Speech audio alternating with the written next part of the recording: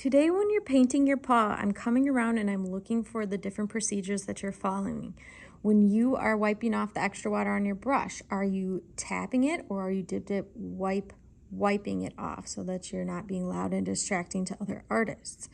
When you're swirling your paintbrush in the paint, are you being gentle about it or is that metal part touching the paint, which it shouldn't be?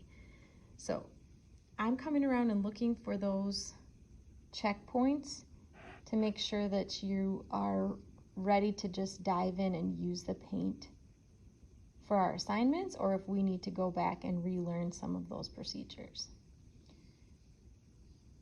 Are you painting gently on the paper? When you want to make a more bright, brilliant color, are you just going back and swirling more and more and more, or are you grinding your paintbrush in the paint? So I'm going to be walking around watching for those different procedures that you're following.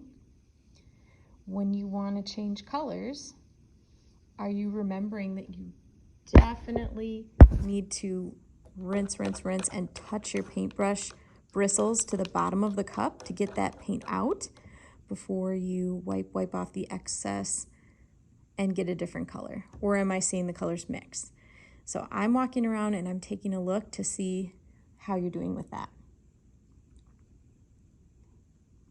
This can be abstract. If you want to stick with Panther colors, you can. It's up to you. Use your creativity, enjoy using the paint. I'm watching to make sure that you remember those painting procedures and see if we need to relearn those or not. So remember, you can always use the paper too to get that excess water off.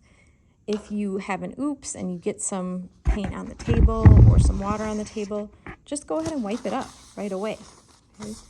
It's handy to keep it close with your water cup and keep the mess down.